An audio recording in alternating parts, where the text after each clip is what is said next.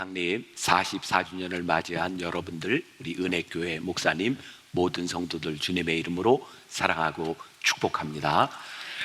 오늘 제가 집회를 시작하면서 이제 6번째 말씀을 나누게 되는데 연속적으로 모든 분들이 이 말씀을 잘 따라왔으면 좋았을 텐데 그렇지 않은 분들도 있을 것 같아요. 그렇게 아시고 오늘 이제 6번째 말씀, 또 요 한 주제만 여러분들이 기억하셔도 좋을 것 같고, 듣고 내가 여호수아 말씀에 대하여 내가 한번 좀 이렇게 알았으면 좋겠다 하는 분들은 보니까 유튜브에 다 띄워놓으셨더라고요. 세상이 참 좋아졌어요. 그래서 이번 기간에 여호수아서에 대한 말씀을 여러분들이 한번 알아도 좋겠다는 생각이 듭니다. 저도 여기 와서 처음으로 그런 소리를 들었어요. 감기로 투병한다, 이런 얘기는 저도 처음 들었는데, 제가 사실 이제 3일째 기침을 너무 많이 해서 굉장히 힘든 상황인데, 참 신기하게도 이 설교하는 요 시간에는 제가 기침을 안 하는 것도 참 기적이라는 생각이 듭니다. 제가 목소리가 좀 힘들고 안 좋으니까 어제도 계속 그런 얘기 했는데, 제가 더 큰 소리로 해야 될까요? 여러분들이 잘 들어야 될까요? 네, 알기는 잘 알아요. 자, 오늘 6번째, 온전한 순종이 이룬 기적. 오늘 어떻게 보면 여호수아의 백미라고 할 수 있는 여리고성이 무너지는 그런 역사를 우리들이 보게 됩니다. 하나님은 이 여리고성을 무너뜨리는 그 방법을 인간적인 방법이 아니라 하나님의 방법으로 역사하고 계신 것을 보게 됩니다. 여러분들에게 한번 질문을 해봅시다. 우리가 하나님 믿고 살아가요. 그러면 우리들의 삶에서 우리의 방법으로 살아가는 게 맞습니까? 하나님의 방법으로 살아가는 것이 맞습니까? 네, 하나님의 방법으로 살아가는 것이 맞죠. 그런데 우리는 하나님을 믿는다고 하면서도 여전히 우리의 방식대로 살아갈 때가 많이 있는 것 같아요. 하나님은 어떤 방식으로 일하실까요? 여러 가지 방법이 있지만 보편적으로 그런 것 같아요. 하나님은 우리의 약함을 들어 강하게 하시는 분이 우리 하나님이시구나. 그래서 하나님을 믿는 자들에게는 우리가 흔히 이야기하는 컴플렉스, 나는 이것 때문에 안 돼 라고 하는 말이 통하지 않습니다. 왜? 하나님은 그 약함을 들어서 강하게 역사하시는 분이기 때문에 그렇죠. 여러분들 사도 바울을 잘 알고 계실 거예요. 사도 바울은 그의 몸에 가시를 가지고 살았죠. 지금 아는 얘기죠? 네, 사도 바울이 몸에 가시가 있었어요. 고린도후서 12장에 나오는 이야기죠. 사도 바울이 그의 몸에 가시를 가지고 하나님께 3번씩이나 간구했어요. 여러분 한번 그 상황을 한번 상상을 해봅시다. 사도 바울은 말씀의 능력이 있는 사람이고 신유의 역사가 있는 사람이었어요. 근데 그의 가시가 뭔지는 몰라요. 어떤 사람은 안질이었을 것이다 라는 이야기를 하고, 어떤 사람은 또 간질이었을 것이다 이런 이야기를 하는데, 이런 상상이 가능한 거죠. 이렇게 설교를 하다가 갑자기 간질이 와요. 그러면 넘어져서 경련을 일으키고 거품을 물어요. 사도 바울이 그런 생각을 했을 것 같아요. 하나님, 저 이 병 고쳐주세요. 그러면 제가 더 능력 있게 복음을 전할 수 있을 것 같아요. 환자를 위해 안수 기도를 하는데 환자들은 낫는데 사도 바울은 안수를 하다가 넘어져서 발작을 일으킨다고 생각해 보세요. 어떤 사람은 그렇게 얘기했을지 몰라요. 네 병이나 고쳐라. 그러니까 사도 바울이 생각할 때, 하나님, 제 병을 고쳐주시면 저 더 능력 있는 그런 사도로서 목회를 할 것 같아요. 근데 하나님은 뭐라고 말씀하셨어요? 바울아, 내 은혜가 내게 좋게. 그러면서 사도 바울의 병을 고쳐주시지 않고 내 은혜가 족하다 이렇게 말씀하셨다고요. 근데 성경에 뭐라고 되어 있어요? 사도 바울이 내 은혜가 족하다라고 하는 말씀을 듣게 되면서 그렇구나, 내 약함이 강함이구나, 이런 고백을 하게 되죠. 왜? 나는 이 병이 없으면 내가 능력 있는 목회자가 되리라고 생각했는데, 사도 바울이 깨닫게 된 게 나에게 이 가시가 있으므로 내가 하나님을 붙들 수 있어서 내 약함이 강함이었구나, 이런 고백을 하고 있는 거예요. 제가 어제 저녁 말씀을 나누면서 저에게 제일 힘들었던 병이 하나 있었다. 그게 뭐라 그랬어요? 요로결석이라. 요로결석. 저 요로결석 8년 동안 8번이 왔었거든요. 굉장히 힘들었거든요. 제가 사도 바울을 한 번에 이해했어요. 사도 바울의 가시, 그것 때문에 힘들었던 그의 모습. 그리고 2000년 동안 성서학자들이 사도 바울의 그 가시가 뭔가라고 찾으려고 많은 논문도 쓰고 했는데, 제가 그때 깨닫게 된 게 사도 바울의 가시가 요로결석이었구나, 그런 생각을 했어요. 왜? 가시가 뭐예요? 찌르는 가시. 근데 죽지는 않아. 요로결석 같아요.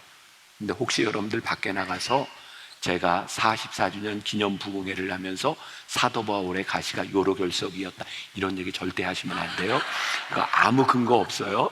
근데 그런 생각이 드는 거예요. 아, 그렇구나. 우리의 약함은 약함으로 끝나는 것이 아니라 하나님께서 우리의 약함을 쓰시고자 하면 그 약함이 강함이 되는 것이구나. 사도 바울은 그때부터 성경에 보니까 뭐라고 되어 있어요? 그러니까 약함을 자랑했다. 왜?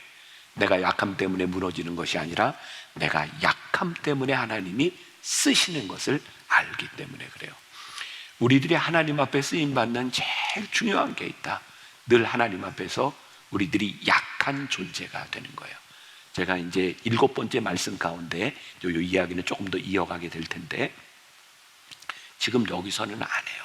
7번째에 들어야 돼요. 자, 우리들의 약함, 그건 참 하나님 앞에 축복인데, 어느 날 교만이 들어와서 내가 할 수 있어, 내 방법이 통해 라고 생각한다면 정말 속절없이 무너지는 신앙이 되는 거예요.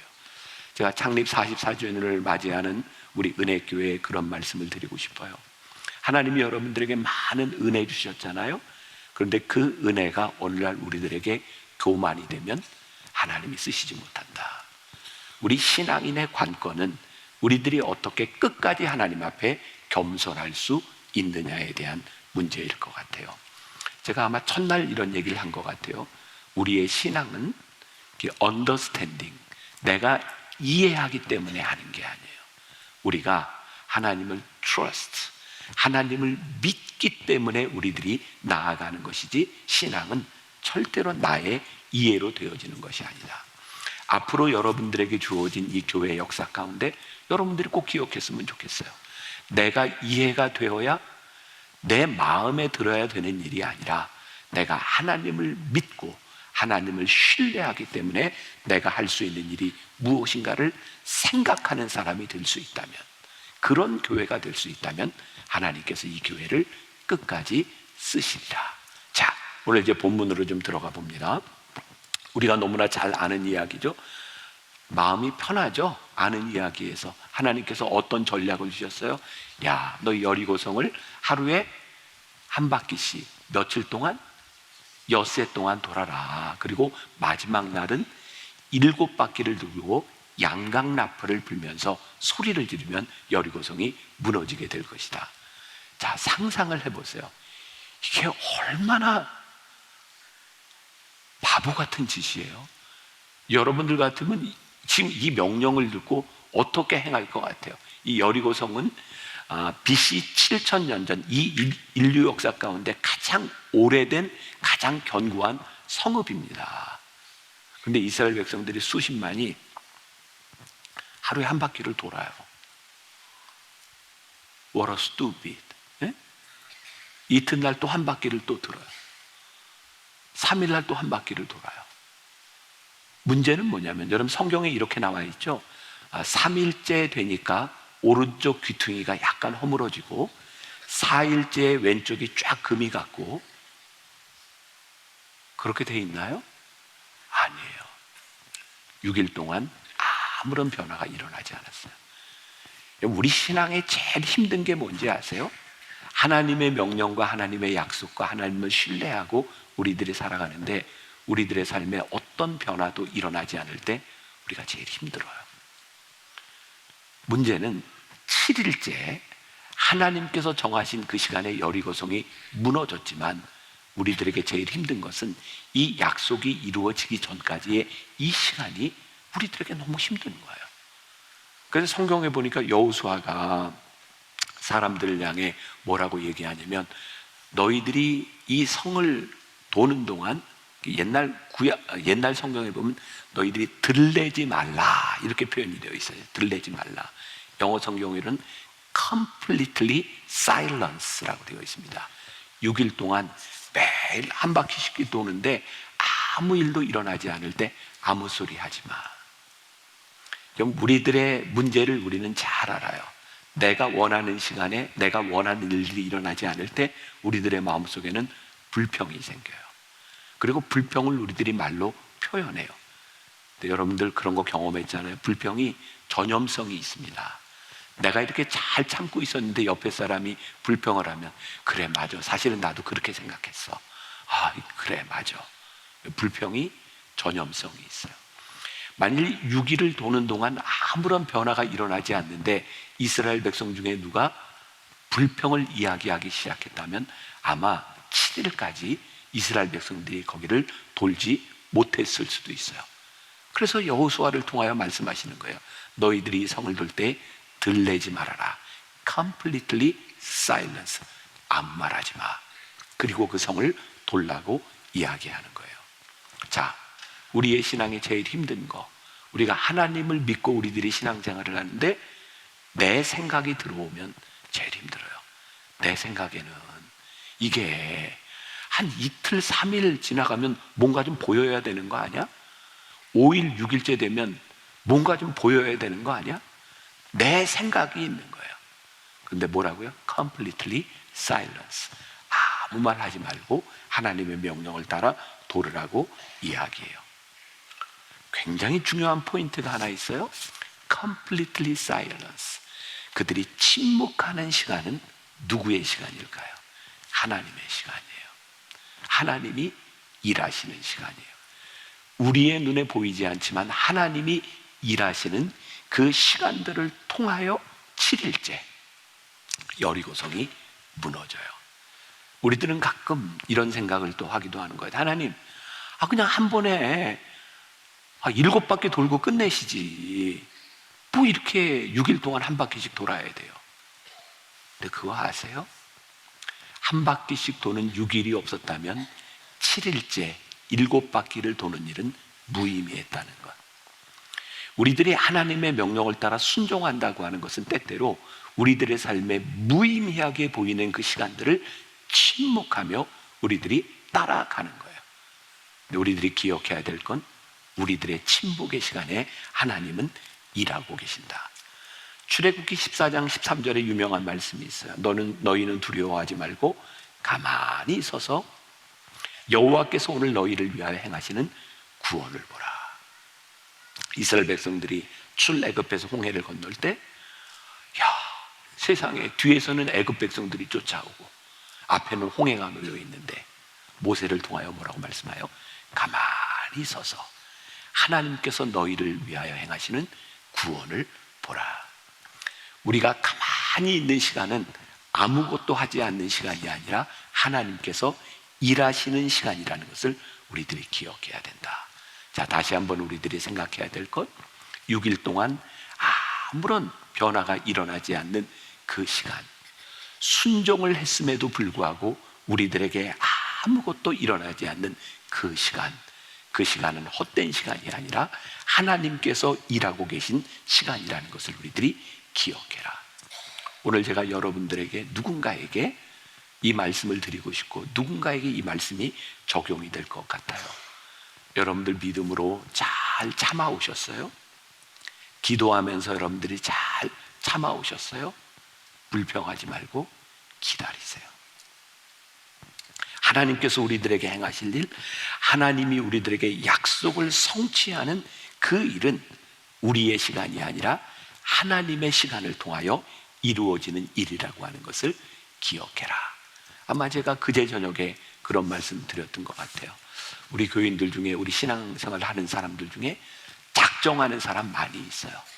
40일, 100일 하나님 이 기간 동안 제가 작정하고 기도하겠습니다. 제가 참 흥미로운 건 작정하고 기도했는데 응답이 안 오면 쉽게 포기한다는 거죠. 하나님 응답하시지 않나 봐. 기억나세요? 네?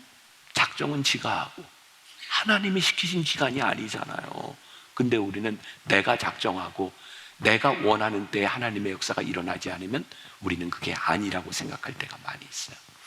우리가 하나님 앞에 작정하고 우리들이 하나님 앞에 믿음으로 나아가는 그 시간은 그 결과를 누구에게 맡기는 거예요? 하나님께 맡기는 거예요. 저는 우리 신앙인들의 많은 오류가 있다고 생각해요. 문제를 하나님 앞에 가지고 나아가는 것은 절대로 잘못되지 않았어요. 근데 우리는 문제뿐만 아니라 답도 가지고 나가잖아요. 자녀를 위해 기도할 때 우리는 답이 있어요. 우리 애가 요 정도는 돼야 돼. 요 대학은 가야 돼. 우리들 너무 재밌지 않아요? 하나님이 우리의 자녀를 어떻게 쓰실지 모르는데 우리는 자녀에 대한 답을 가지고 있어요. 우리는 물질의 문제를 놓고 기도할 때도 저는 하나님께서 우리가 큰 복을 받고 누리고 사는 것, 하나님이 그런 축복을 우리들에게 분명히 주실 수 있다고 생각해요. 근데 저는 더 멋진 신앙이 있다고 보거든요. 그게 뭐냐면 믿음으로 내가 누릴 수 있는 것을 포기하는 것도 정말 멋진 신앙이라고 생각해요. 하나님께서 우리를 어떻게 쓰실지, 하나님께서 우리들에게 어떤 마음을 주실지, 우리를 어떻게 인도하실지 우리들이 기대하는 마음으로 하나님 앞에 그렇게 나아갈 때에 우리는 하나님께서 우리를 향해 일하시는 것들을 보게 되는 거예요. 오늘 우리들에게 여리고성은 무엇인가? 여호수아 6장 1절 말씀에 이렇게 되어 있습니다. 이스라엘 자손들로 말미암아 여리고는 굳게 닫혔고 출입하는 자가 없더라. 자, 이게 지금 첫 시간부터 여러분들이 들었어야 되는데 여호수아가 순종을 하게 되고 라합이 나오고 요단강을 건너고 기념비를 세우고 하나님의 임재가 세상을 바꾸고 이런 일들이 쫙 일어나고 있어요. 우리들이 영적으로 바라보면 하나님의 역사가 막 이렇게 밀물처럼 밀려들어서 이제 막 가나안 땅으로 막 들어가는 역사가 일어나고 있는데 정작 여리고성의 문이 닫혀 있어요. 우리 신앙의 가장 힘든 순간이에요. 나는 열심히 믿음으로 살아가는데 그 문이 닫혀 있는 그 순간, 그게 얼마나 힘든 시간인지 몰라요. 근데 하나님께서 그 시간들을 다 지나서 여리고성을 무너뜨려 주셨어요. 마지막 날 일곱째 날 어떻게 여리고성을 무너뜨렸는지 성경에 나오고 있죠. 중간에 언약궤를 앞세우고 양강나팔을 불고 7일 동안 7바퀴를 들고 양강나팔을 부는 그 순간은 어떤 순간이었을까요? 저는 여리고성이 무너지는 그 순간은 전쟁이 아니었던 것 같아요. 법궤를 앞세우고 양강나팔을 불고 함성을 지르는 그 순간은 예배였다고 저는 생각해요. 하나님께 대한 믿음의 고백하는 그 순간에 여리고성이 무너져 내리게 돼요.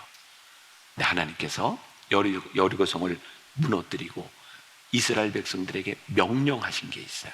여호수아 6장 21절 그 성 안에 있는 모든 것을 온전히 바치되 남녀노소와 소와 양과 나귀를 칼날로 멸하니라. 하나님의 역사가 일어날 때에 하나님이 원하시는 게 있는 것 같아요. 온전히 하나님께 바치라 라고 하는 것은 단순히 여러분들에게 헌금을 하라 이런 이야기가 아니에요. 여리고성에 들어가서 거기에 있는 모든 것들을 온전히 하나님께 바치라 라고 하는 것은 하나님께서 이스라엘 백성들이 여리고성에 들어갔을 때 그 일을 행하신 분이 누구인지를 인정해라. 그리고 구별되기를 원하시는 하나님. 전 이걸 이렇게 해석을 해봅니다. 첫 열매를 하나님께 드려라. 저희 교회에서는 청년부에서 그런 이제 운동 캠페인을 해요.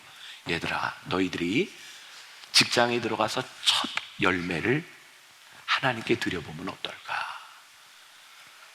저는 이 첫 열매를 하나님께 드린다고 하는 것은 돈에 대한 문제가 아니라고 생각해요. 그건 믿음에 대한 문제예요.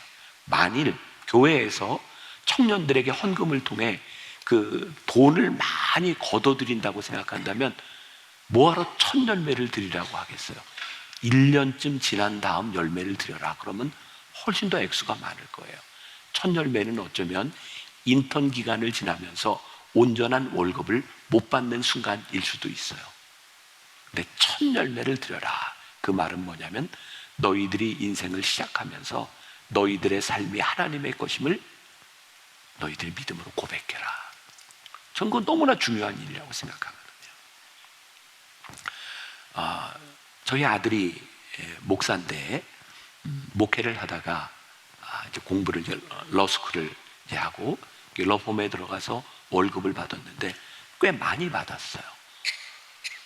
진짜 유학생으로 어렵게 살아가다가 첫 월급을 받았는데 저한테 전화가 왔어요. 아빠, 제가 받은 이 첫 월급을 만나 교회에, 자기는 지금 미국에 있는 교회를 다니고 있지만 제가 첫 월급을 하나님께 드리고 싶어요. 근데 그게 그렇게 기쁘더라고요. 그리고 그게 너무 자랑스러운 거예요. 액수에 대한 것이 아니라 적어도 목회를 하는 아들이 처음 공부를 마치고 이 월급을 하나님께 드려야 되겠습니다 라는 마음을 가지고 있는 게 저에게는 어떤 마음이 드냐면, 그래, 됐다, 적어도 네가 믿음의 삶을 살아가겠구나. 여리고성에 있는 모든 것들을 하나님께 바치라고 하는 것은 우리들이 새로운 땅에 들어갔을 때 그 여리고성은 우상이 너무나 많이 넘쳐나는 땅이에요. 거기에서 너희들이 어떻게 살아갈지를 하나님께 구별해라. 지금 믿음에 대한 이야기를 하고 있는 거예요. 그리고 모든 것들을 다 진멸하라는 이야기를 하잖아요. 저는 이 말씀을 이렇게 생각해요. 예수를 믿지 않는 사람들이 이 말씀을 보면 구약의 하나님은 너무 잔인해, 이렇게 얘기를 해요. 근데 저는 이 말씀을 어떻게 해석하냐면, 화해의 근원을 남기지 말아라. 여러분, 우리가 타락하고 하나님을 믿다가 세상으로 돌아가는 많은 이유 가운데 하나가 뭐예요? 뭘 남겨둬요. 끈을 남겨둬요. 근데 하나님 앞에 신앙생활을 하면서 우리들의 옛날 모든 것들을 다 제하고 중심을 잃지 말아라, 이렇게 말씀하고 있는 거예요. 이게 왜 중요할까요?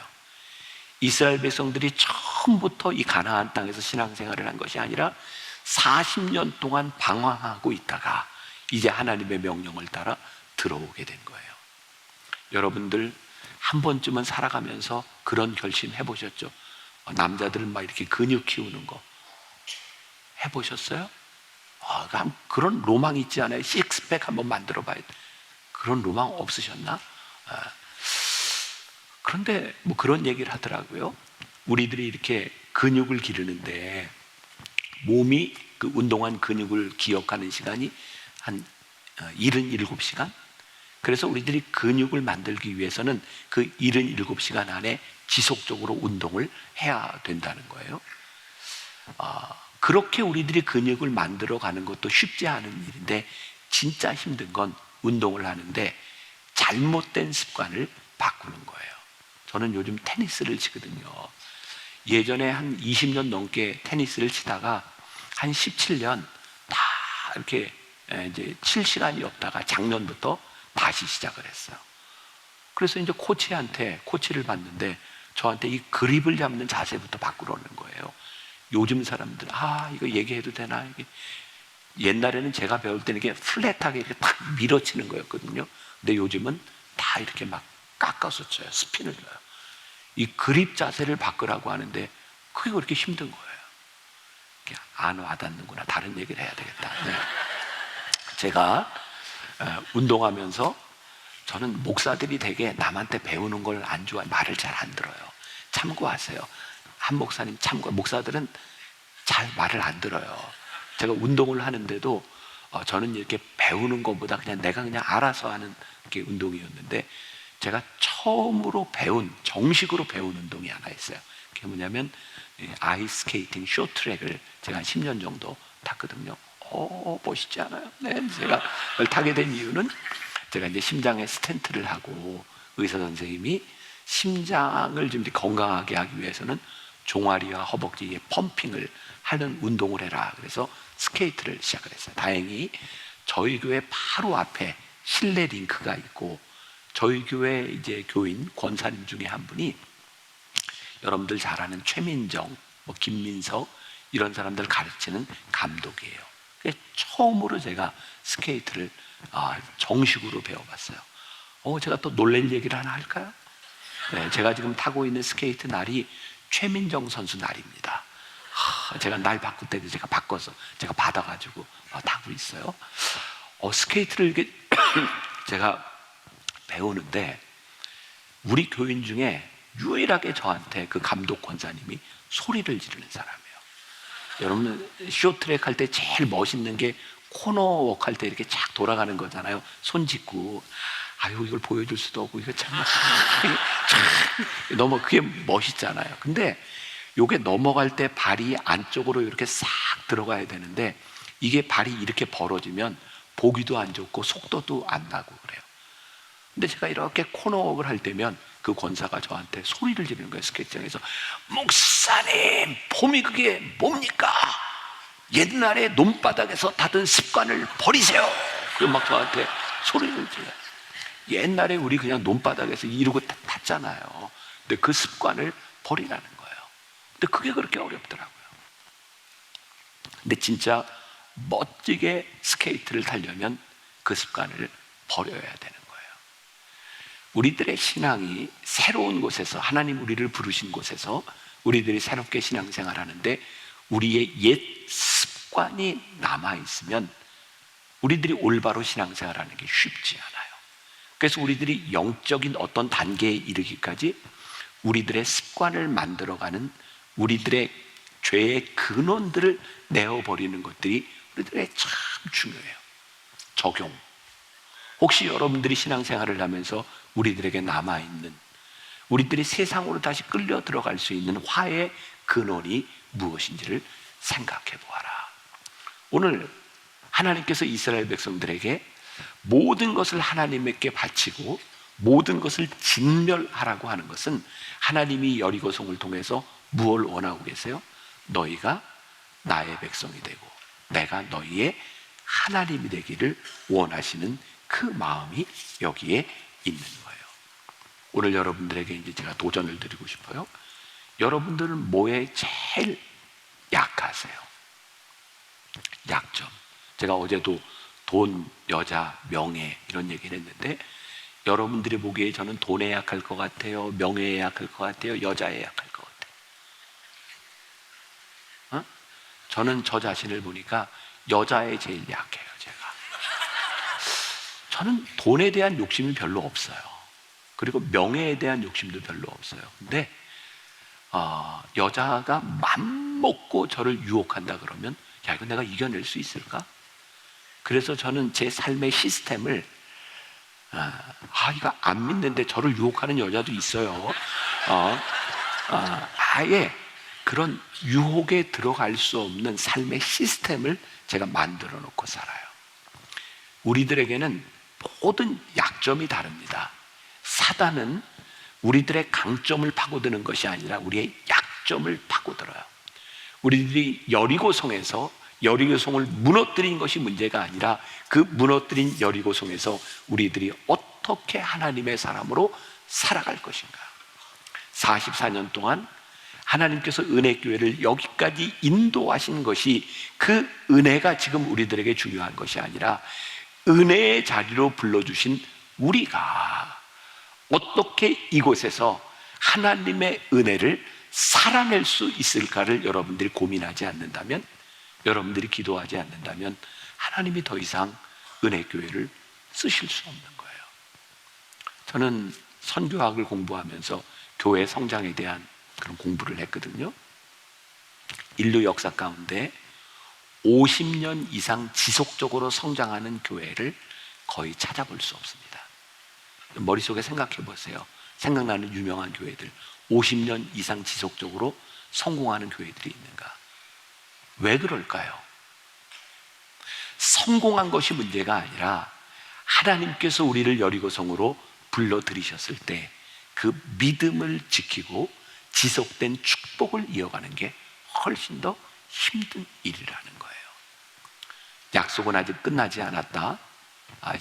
제가 이제 다음 시간에 그 주제로 말씀을 나누게 될 텐데, 이번 창립 44주년을 지나가면서 여러분들에게 지금 여기에 있는 것이 문제가 아니라 앞으로 하나님이 우리를 어떻게 쓰실까를 고민하고 기도하고 하나님 앞에 잘 쓰임받는 여러분들 교회가 되시기를 주님의 이름으로 간절히 축원합니다.